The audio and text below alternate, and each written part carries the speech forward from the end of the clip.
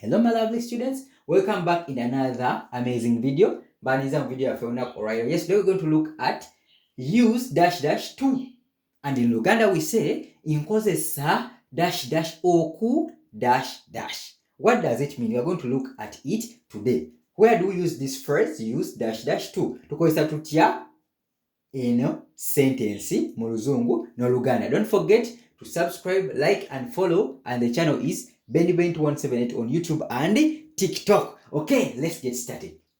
What you have to know, this phrase shows purpose of an object. Once again, use dash dash to shows purpose of an object. What do I mean by this?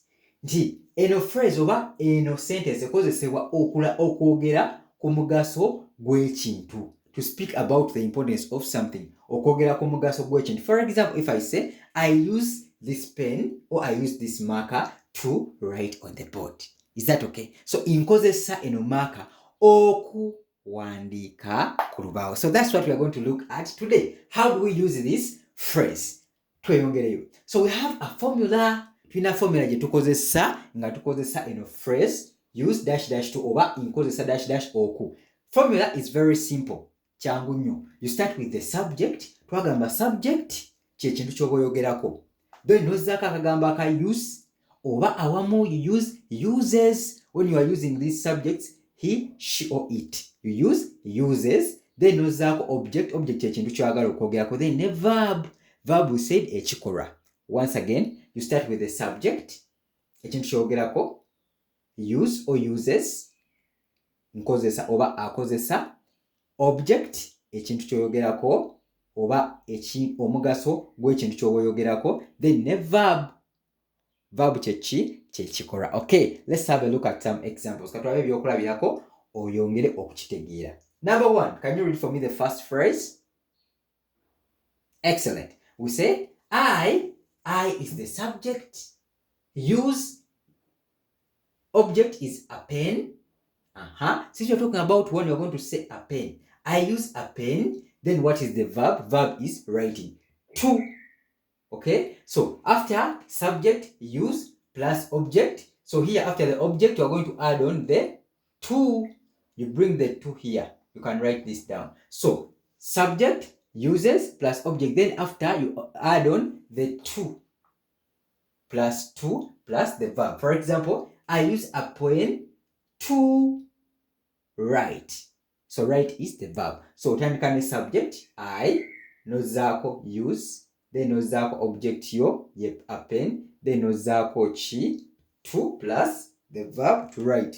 So in Luganda we say nkozesa ekkalaamu okuwandiika.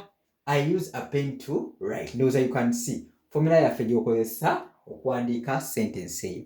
Number 2, he uses. So when you're using he, you're going to use uses. He uses a knife to cut. Once again, he uses a knife to cut.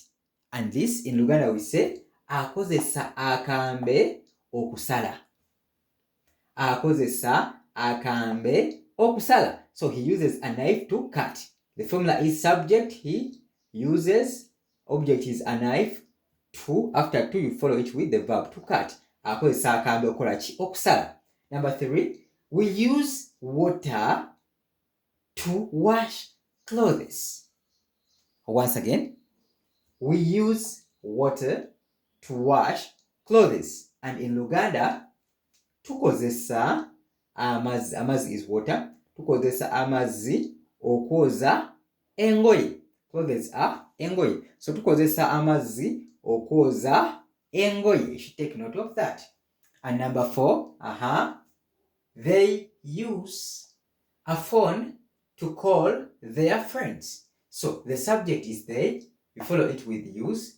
Object is a phone. After to, what is the verb? Is calling. So they use a phone to call their friends. And that in Luganda, you're going to say bakozesa essimu. Essimu is a phone. Bakozesa essimu okukubira mikwano gyabwe.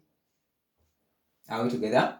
Bakozesa essimu okukubira mikwano gyabwe. They use a phone to call their friends. Are we together? So that is how we use this phrase. Use dash dash to oba nkozesa dash dash okukola ekintu ky'obayagala okwogerako. Is that okay? So that is how we use that phrase. Engeri tukolasaamu eyo phrase mu lulimi oluzungu n'olugala. Don't forget to subscribe, like and share.